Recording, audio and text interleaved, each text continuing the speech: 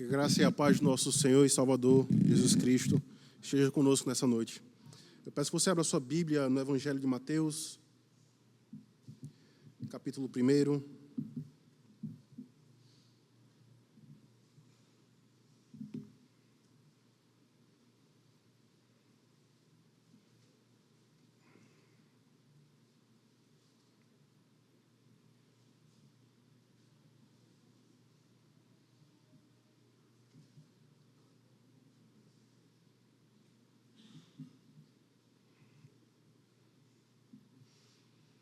Hoje à noite nós estaremos meditando naquele que, para Martim Lutero, foi o pilar da Reforma Protestante.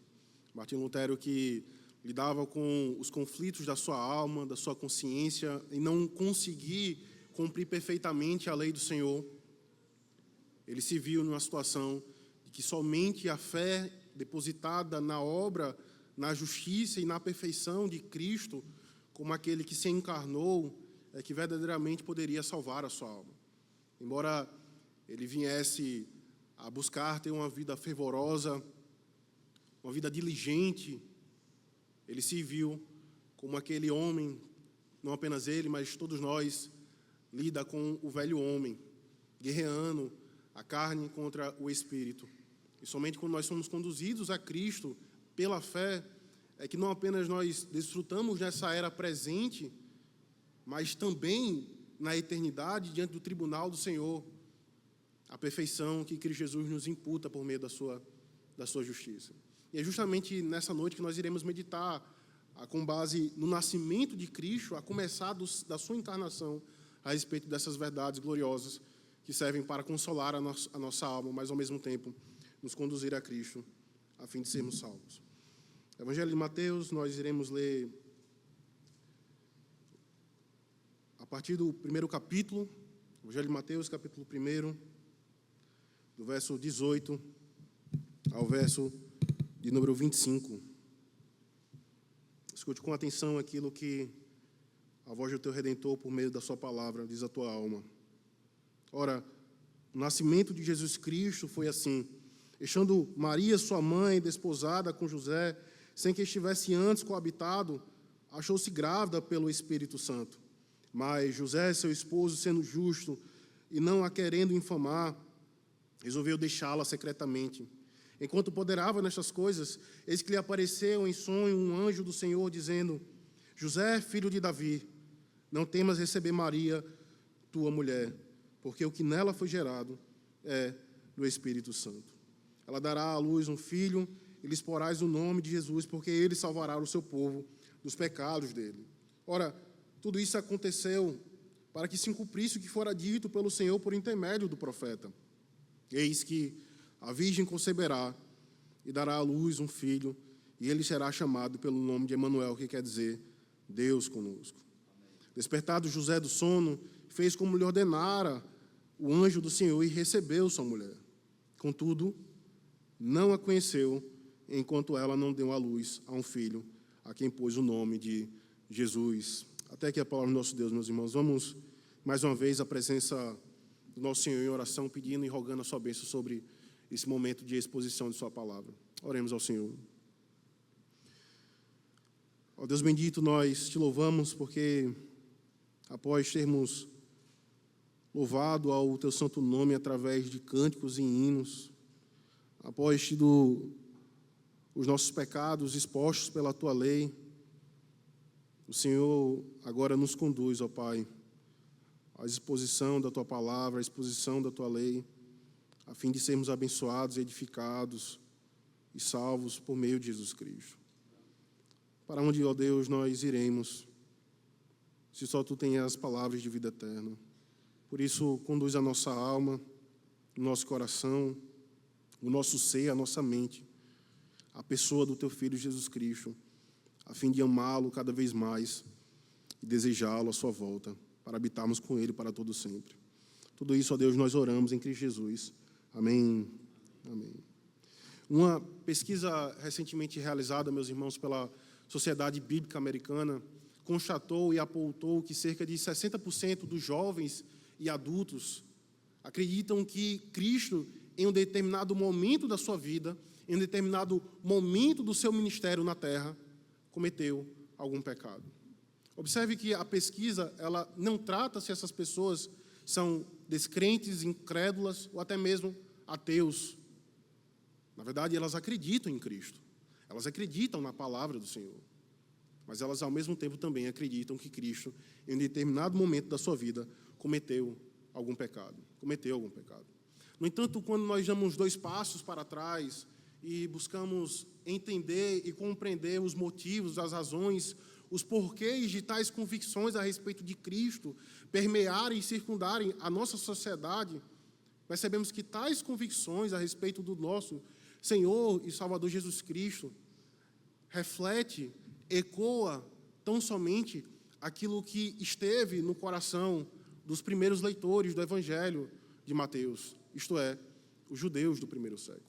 Para os judeus do primeiro século, e ainda é até os dias de hoje, não havia declaração mais indigna de aceitação do que a ideia, do que a doutrina que afirma de que Deus se encarnou. Para eles, na verdade, esta doutrina, essa afirmação, era considerado como uma blasfêmia contra Yahvé, contra o Senhor. Porque aquele que é invisível e espírito não pode ser visto. E se visto por qualquer outro homem, nele não pode permanecer vivo. Mas graças a Deus, meus irmãos, por Cristo Jesus, que pelo seu Espírito nos conduz a sua palavra, e já no Evangelho de João nos diz que vimos a sua glória, a glória como do unigênito do Pai. Ele habitou entre nós e vimos a sua glória. Ele era um com o Pai, Deus de Deus e luz de luz. A encarnação do Verbo divino, meus irmãos, foi o maior milagre já descrito e realizado na história da humanidade. Certo teólogo irlandês, se referindo à encarnação, ele diz que a encarnação é o ápice, é o topo da glória, da bondade, da misericórdia e do poder do Senhor. Assim como o salmista, no Salmo de número 85, afirma que a verdade e a graça se encontraram, beijaram-se a justiça e a paz. De igual modo, quando nós nos aproximamos para o Evangelho de Mateus, especialmente nessas palavras, percebemos que o céu e a terra se encontraram, a saber, Deus e os homens. De modo que aquele, como diz o apóstolo Paulo, que é infinito em seu ser, habitou em um corpo finito e intemporal. Aquele que é tudo em todos, tornou-se nada em favor da sua igreja. E o grande ponto, meus irmãos, quando nós nos aproximamos de verdades gloriosas como essa, é que nós percebemos que a encarnação foi o meio pelo qual Deus escolheu salvar pecadores da sua ira vindoura. Foi por meio da encarnação daquele que é totalmente homem, daquele que é totalmente Deus, que Ele nos chama a depositar a nossa fé, e depositando a nossa fé neste que é verdadeiramente homem e verdadeiramente Deus, e pelo fato de ser verdadeiramente Deus, Ele cumpriu perfeitamente a lei do Senhor.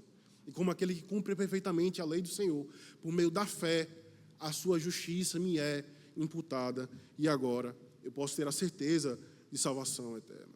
E foi a respeito dessas verdades gloriosas que Mateus escreveu aos seus leitores, e nesta noite também nos fala. Mateus nos mostra e mostrou aos seus leitores, do verso 18 ao verso de número 25, que foi justamente a passagem que nós lemos, a respeito da glória do Messias, prometido aos nossos pais no Antigo Testamento, através de tipos e sombras, mas agora encarnado.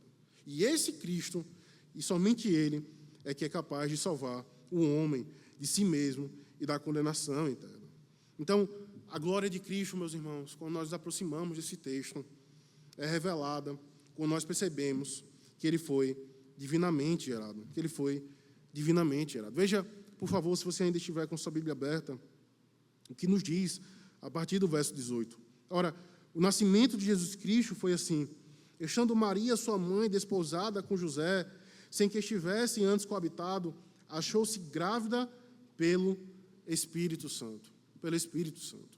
Nos versos anteriores a esse que nós lemos essa noite, Mateus, ele descreve a genealogia de Cristo para mostrar que as profecias do Antigo Testamento, que afirmavam que o Messias haveria de nascer de uma mulher virgem, descendente de Abraão, pertencente à tribo de Judá e membro da família real, membro da família de Davi, cumpriram-se na pessoa de Cristo. Em outras palavras, Mateus nos descreve, nos narra e conduz os nossos corações a crer que o Messias, prometido aos nossos pais no passado, é o Cristo.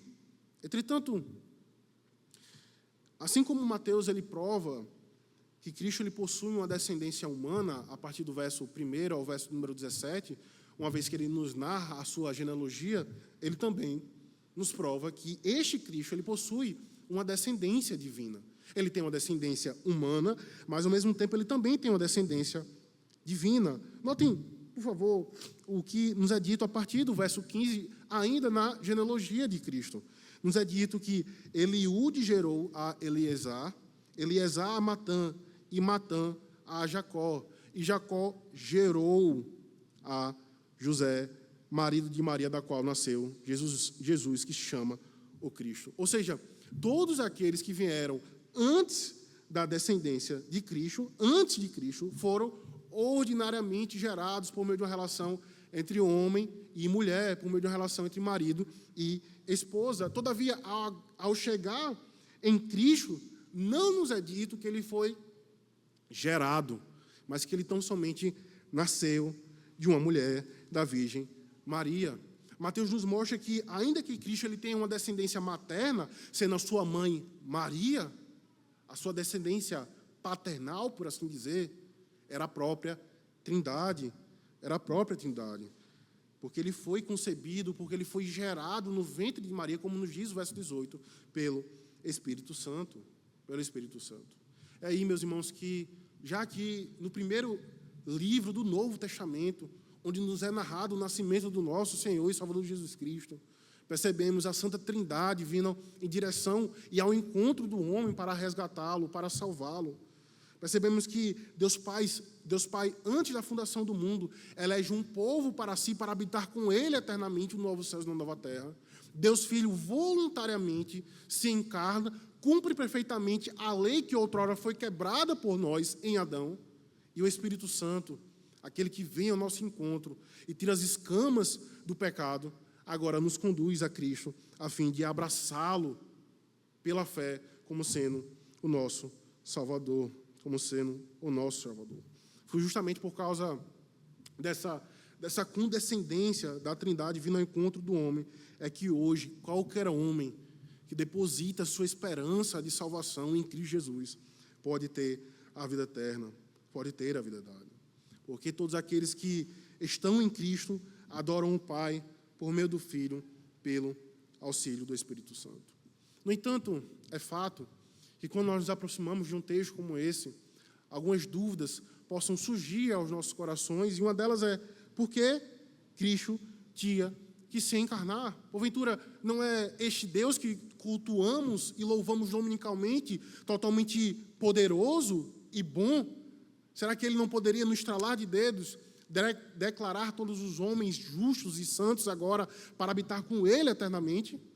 Porque, como diz Isaías, após esse Cristo, que é o Filho do Deus vivo, ter se encarnado, precisou, sendo Deus, ser esmagado pela mão do próprio Deus, a fim de nos resgatar.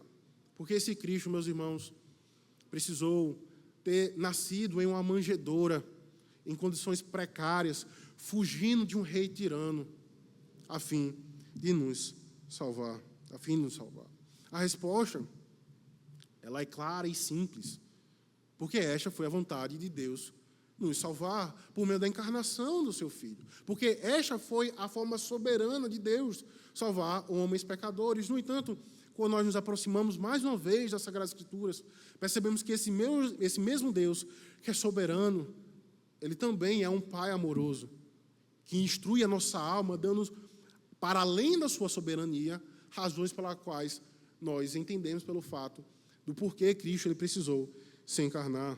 O porquê Cristo precisou se encarnar.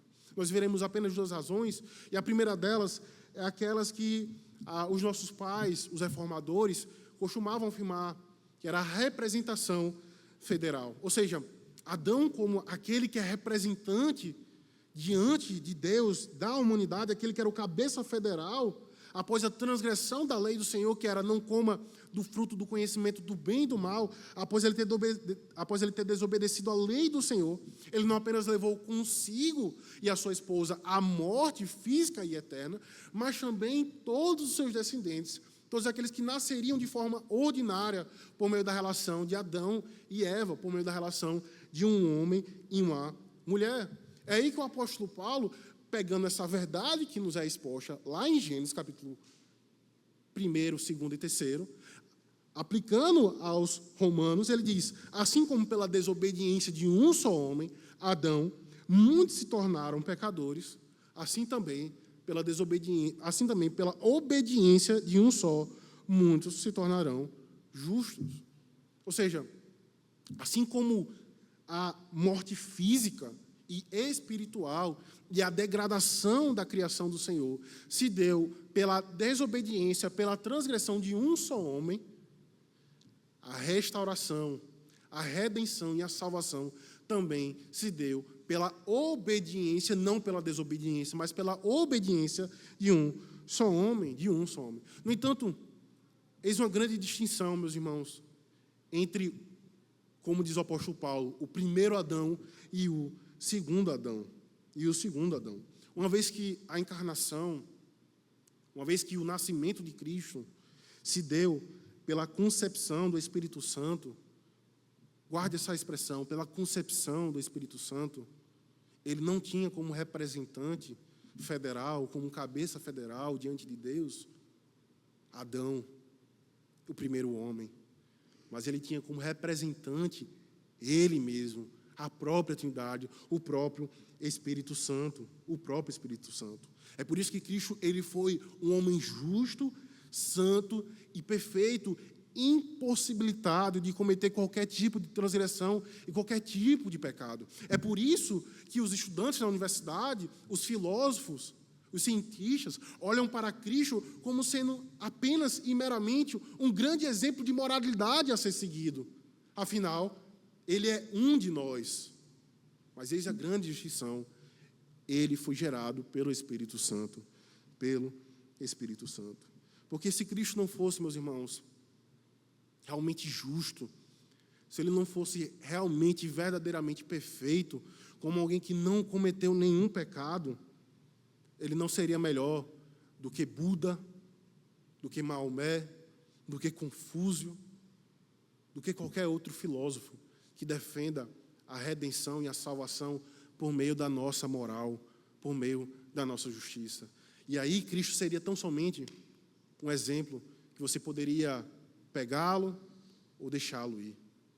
Mas porque Cristo ele foi aquele que foi gerado pelo Espírito Santo, nasceu de uma virgem, a Virgem Maria, se encarnou, assumindo a forma de homem, cumpriu perfeitamente a lei do Senhor, foi morto e ressuscitou ao terceiro dia, está à destra de Deus Pai a interceder em favor da sua igreja, e agora, pela fé que o Espírito Santo nos concede, é que ele verdadeiramente não foi simplesmente alguém que é um mero exemplo de moralidade, mas ele foi o próprio Deus encarnado, sendo o nosso Salvador, o nosso Redentor.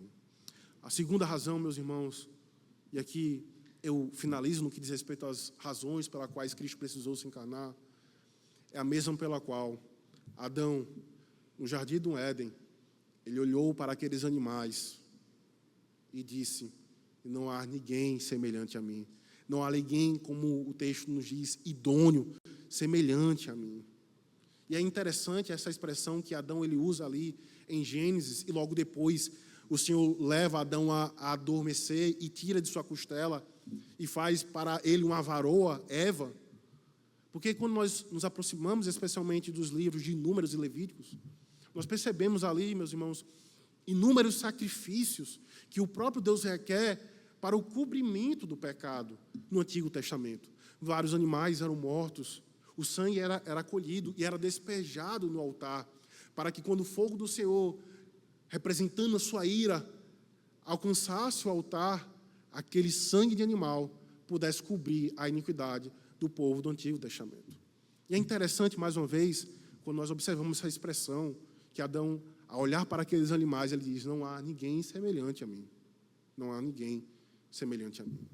Porque agora, na nova aliança, no Novo Testamento, quando a igreja do Senhor se aproxima pela fé a Cristo Jesus, ela não olha e não diz como os nossos pais no Antigo Testamento: o meu Redentor não é um animal que precisou ser morto, mas ele é Deus de Deus e luz de luz. Ele possui a minha carne e o meu osso. E aí, por isso que Adão ele diz: ela é carne da minha carne e ossos dos meus ossos. É porque Cristo se encarnou, meus irmãos, e fez a questão de assumir a nossa forma. É que verdadeiramente nós podemos dizer que o meu Redentor, o amado de minha alma, ele é semelhante a mim. Ele é semelhante a mim. Esses são os motivos, meus irmãos, do porquê Cristo ele precisou se encarnar. Com isso, Mateus ele mostrou aos seus leitores, mais uma vez, os primeiros judeus que não acreditavam ser Cristo a encarnação da divindade, como sendo aquele que, por meio da sua justiça, poderia nos salvar, mostrou que ele é divinamente gerado. Ele não foi gerado por meio de uma relação entre homem e mulher, mas ele foi divinamente gerado, divinamente gerado. A segunda verdade que Mateus nos mostra a respeito da glória do nosso Redentor, da glória do Messias, é que ele é o nosso Salvador amado. Veja, por favor, se você ainda estiver com sua Bíblia aberta, o que nos é dito no verso de número 21. Ela dará à luz um filho e lhes porás o nome de Jesus, porque ele salvará o seu povo dos pecados deles. Após Mateus mostrar que Deus falou por meio da história, através da genealogia de Cristo, mostrando que ele possuía uma descendência materna, mas ao mesmo tempo uma descendência divina, como alguém que era completamente Deus, ele agora passa a nos mostrar o propósito da Trindade na encarnação do Filho, na encarnação de Cristo. E observe, meus irmãos, que este versículo, especialmente o versículo de número 21, nos leva diretamente ao cerne, ao coração do Evangelho. O nome dado ao Filho de Deus encarnado é Jesus, não de forma aleatória, não pelo acaso, mas de forma intencional pelo Espírito do Senhor, que significa Jesus, o Senhor salva, ou o Senhor é salvação. E esse nome, mais uma vez, não foi escolhido ao acaso, mas reflete a missão, o propósito pelo qual Cristo ele precisou se encarnar, como diz o texto no verso 21, para salvar o seu povo dos pecados dele. Isso significa que Cristo veio com um propósito bem definido e estabelecido desde a fundação do mundo, não apenas para nos oferecer uma salvação em potencial, mas para realizar uma obra completa e eficaz para salvar os homens da sua ruína. A ênfase no versículo está na certeza da salvação. Ele salvará o seu povo. Não é uma possibilidade vaga ou vã, mas é uma certeza decretada e selada desde a eternidade pelo próprio Deus, O verbo salvará nos lembra que essa obra, a obra do nosso Redentor, a obra de Cristo, irá ser consumada plenamente após a sua morte e ressurreição. É por isso que Cristo, quando foi crucificado, ele diz: tetelestai, está consumado, está consumado.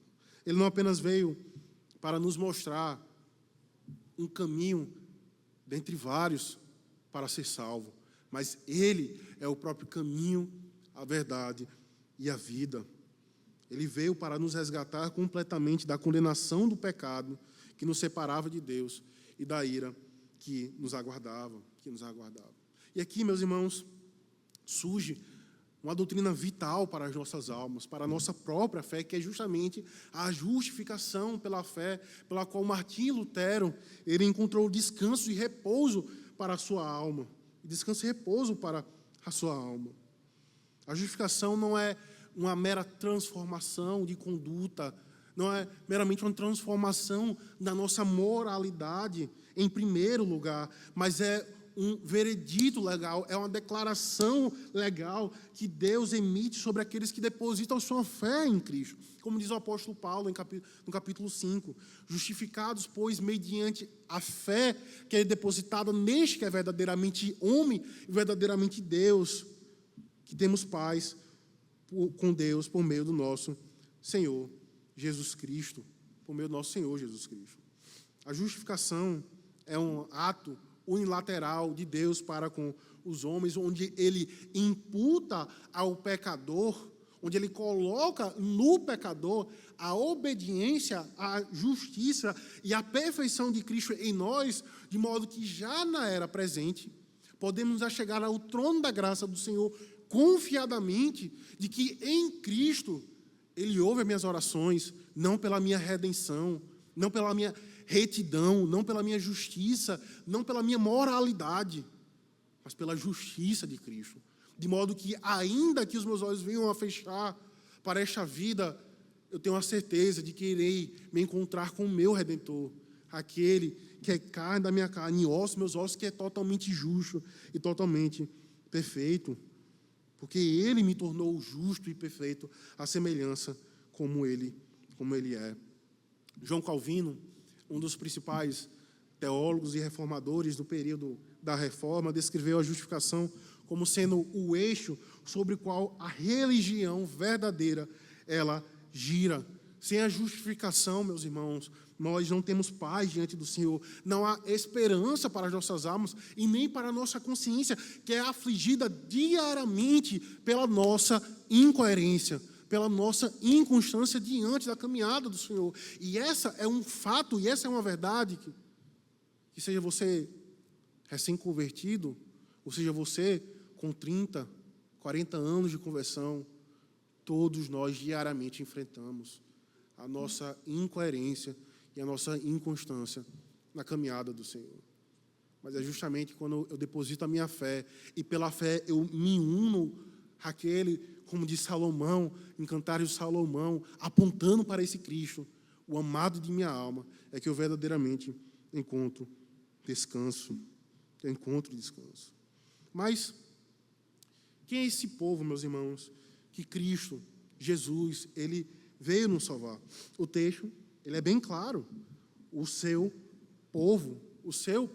Cristo não veio salvar a todos indiscriminadamente, mas um povo particular, um povo da aliança, daqueles que depositam sua fé em Jesus Cristo. Antes mesmo da fundação do mundo, Deus já havia escolhido aqueles que seriam recipientes da sua graça salvadora.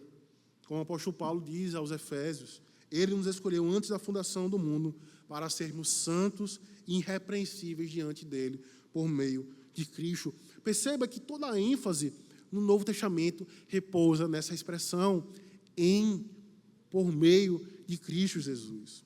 Por meio de Cristo Jesus. Cristo, Ele não salva o seu povo apenas em parte, mas Ele salva completamente. Ele não apenas remove a culpa do pecado, mas Ele também nos livra do poder do pecado. O pecado não terá mais domínio sobre nós, a nível de nos condenar, a fim de nos selar, tendo a nossa eternidade no inferno.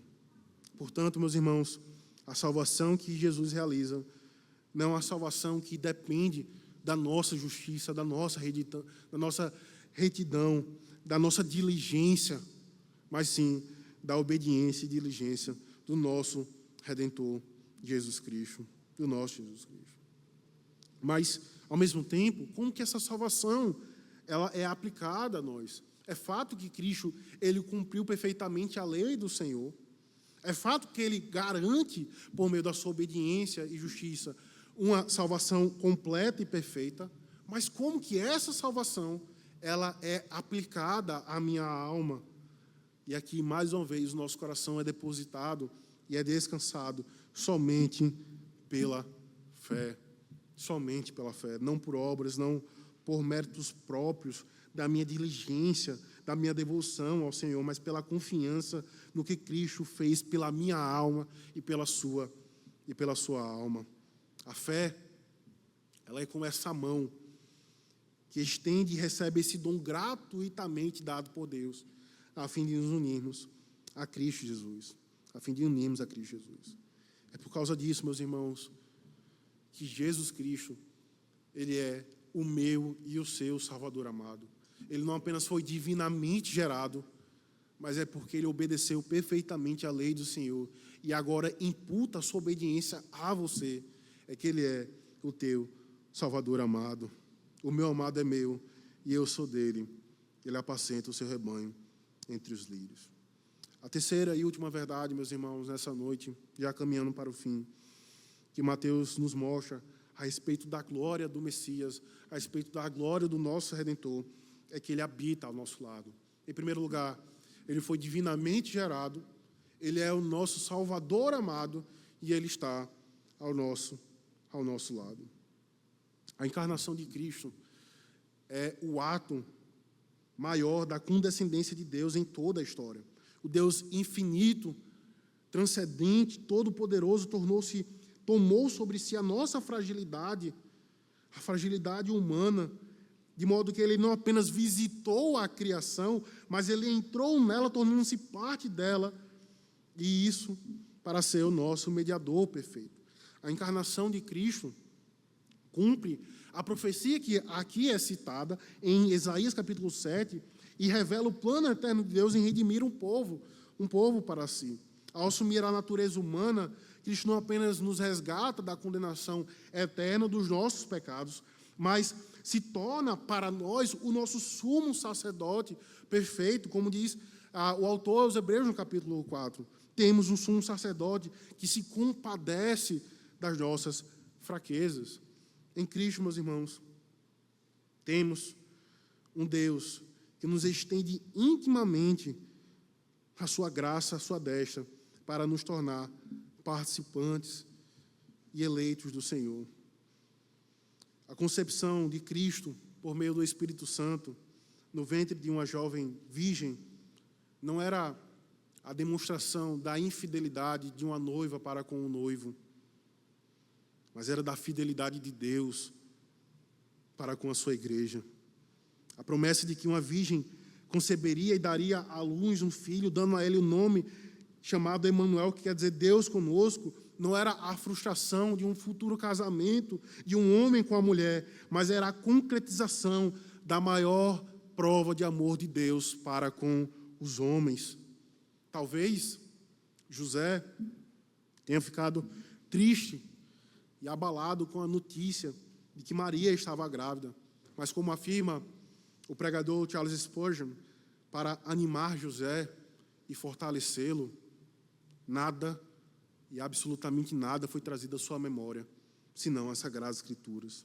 E verdadeiramente, quando estamos em um dilema, em uma confusão de espírito, com pensamentos nublados, nada nos concede tanta confiança do que manter as promessas do Senhor guardadas no coração. Guardadas no coração. Deus, meus irmãos, havia falado muitas vezes, de muitas maneiras, como diz os autores aos Hebreus, aos nossos pais, por meio de tipos e sombra, mas agora a Santa Trindade, por meio da condescendência, por meio da encarnação, por meio da obediência, por meio da justificação em Cristo Jesus, Ele tabernacula em nosso meio. E embora os nossos pais no passado tenham visto a Shekinah, a glória do Senhor, em Cristo diariamente pela fé, nós vemos a encarnação e a glória e a perfeição do nosso Redentor, porque Ele é Deus manifestado em carne, porque Ele habitou corporalmente toda a plenitude da divindade, porque Ele é o Deus Emanuel, o Deus conosco, o Deus que habita ao nosso lado. Cristo não foi, meus irmãos, simplesmente um profeta que veio falar da parte de Deus, mas Ele é o próprio Deus. Ele não é simplesmente um exemplo de moralidade do qual você pode pensar que ele cometeu algum determinado pecado em sua vida, mas Ele é o teu Deus, o teu Redentor. Ele possui a mesma substância de Deus, Ele é Deus de Deus, luz de luz. Ele tem os mesmos atributos e realiza as mesmas obras que o Deus Pai.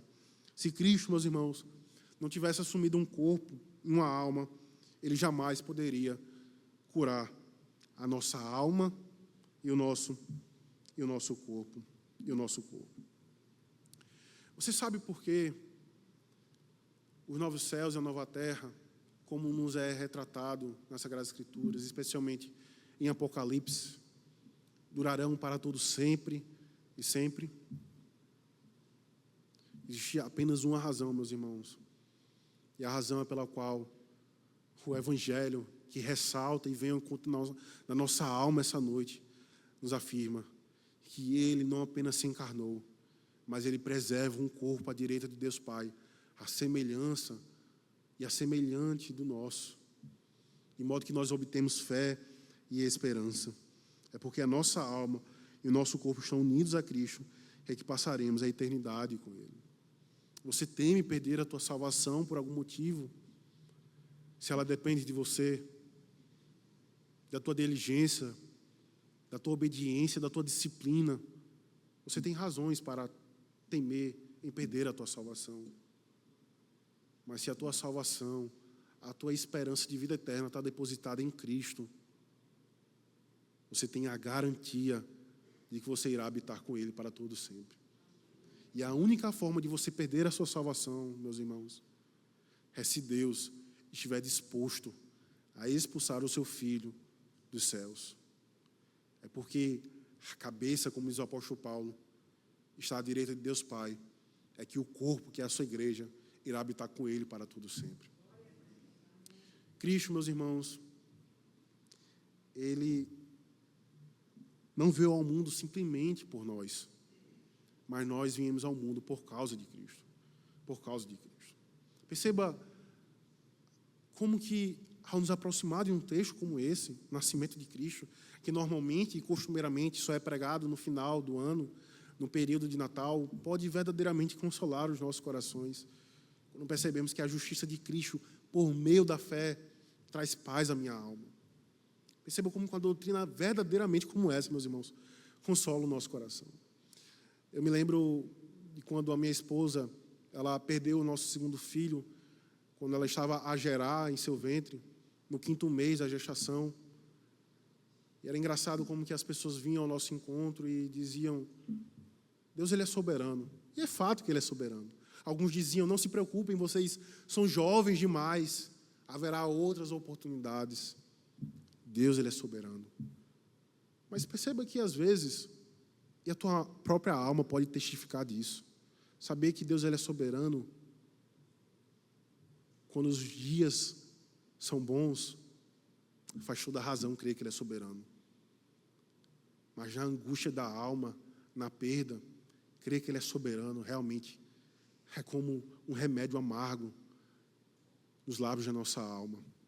Mas é quando nós nos aproximamos de um texto como esse, meus irmãos, é que a minha alma e a sua alma, embora e apesar de qualquer perda, ela se regozija no fato de saber de que, embora eu tenha perdido meu filho no ventre da minha esposa, naquele grande e glorioso dia, ele irá ressuscitar e terá um corpo glorioso e semelhante ao seu Redentor. Não a semelhança do seu Pai, mas a semelhança do seu Redentor. Eu poderia finalizar esse sermão como muitos costumam finalizar. Que Deus os abençoe. Mas acima de qualquer outra bênção, meus irmãos, que a tua alma possa ser conduzido a esse Cristo que foi pregado essa noite, a fim de você desfrutar de todas as bênçãos que Deus pode te dar em Cristo Jesus. Oremos ao Senhor, meus irmãos. Graças te damos, ó Pai, porque a salvação não depende de nós.